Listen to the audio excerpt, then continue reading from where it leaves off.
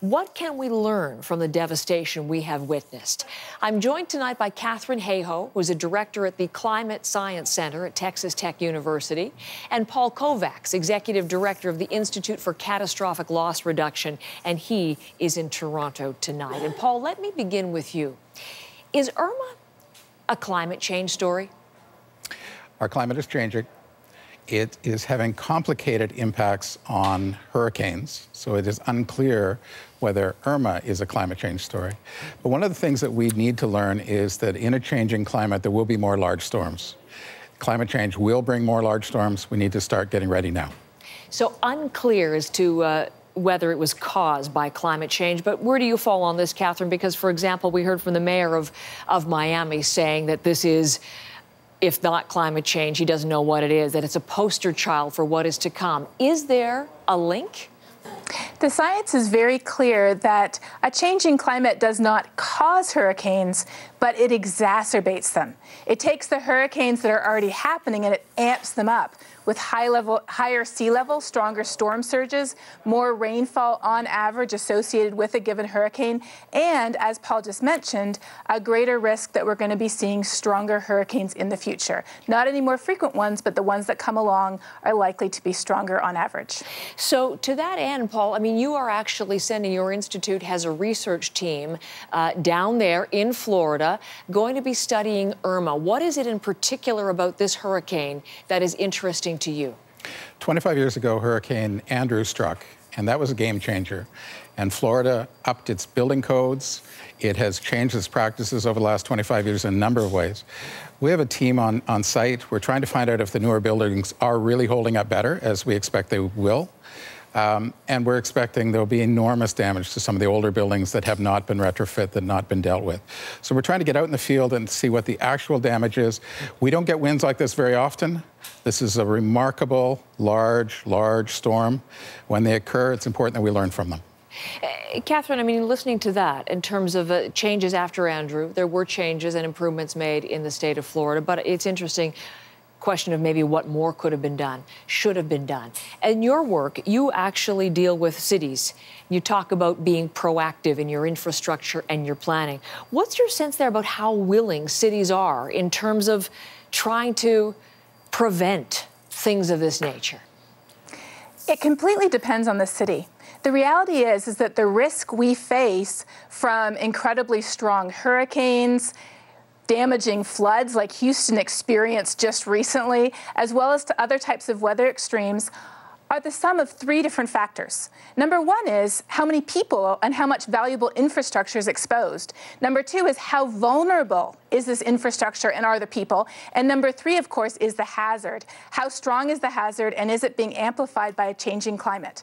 When I work with cities, there's not too much that we personally can do about the hazard, but we can definitely work on reducing the vulnerability in the ways that Paul described, as well as, for example, in Houston, by looking at where water goes when it falls and making sure it goes where people want it to go rather than where we don't, as we saw, unfortunately, just the other week. But you were in Houston earlier this year to talk about that specific point, to talk about being less vulnerable to flooding. And what kind of response did you get from city officials, or did your warnings fall on deaf ears?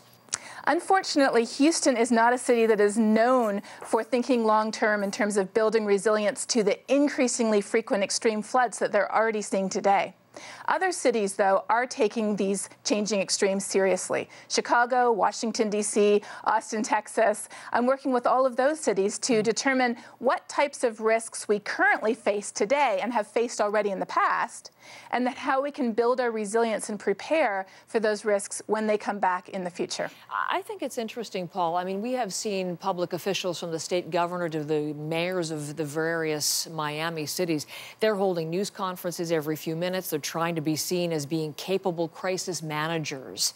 But what have they done beforehand in all of this? I mean, is there a political will, as you see it, to act in a proactive manner? There's two parts to some of the metrics we use to find out whether the performance has been strong or weak. One looks at loss of life, and the other looks at property damage.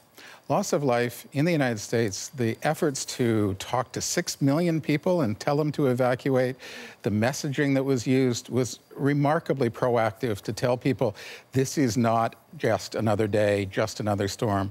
And the efforts in the United States to protect against loss of life is really quite strident, quite effective. And we'll see, we didn't protect everybody from this storm, but I think despite the size of the storm, the amount of loss of life is going to be quite low. The weakness is protecting property. As Catherine mentioned, some cities take this more seriously, some states take this more seriously.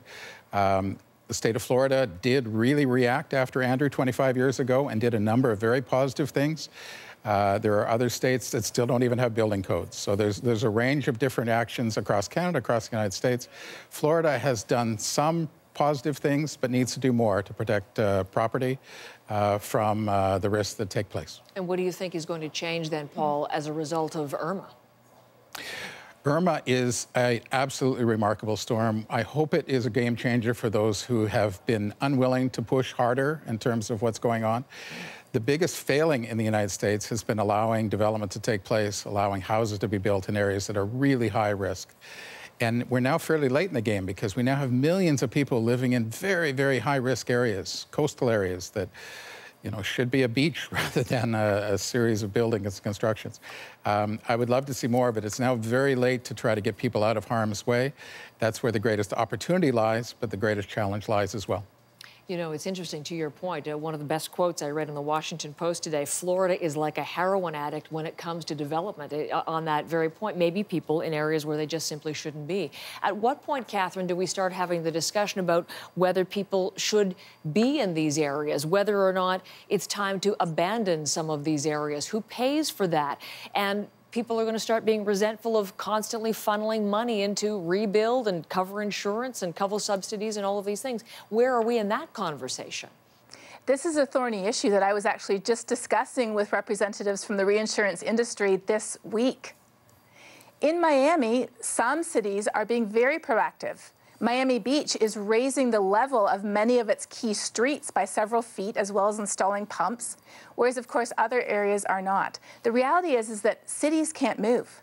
People can move, investments can move, but cities can't move. And we have 2/3 of the world's largest cities all around the world lying within a meter or so of sea level. And sea level is rising, which exacerbates the risks of coastal flooding associated with any hurricane or coastal storm in the future. We're increasing our vulnerability and our exposure as the hazard is increasing as well, and that equals more risk. And Paul, last thought on this to you? I was in Sendai when the United Nations pulled together the latest strategy on handling disasters like hurricanes and earthquakes and other hazards. This is the toughest issue, I think, that comes up again and again. People want to live in areas that seem attractive on a good day, but on a bad day, this is not the right place to be.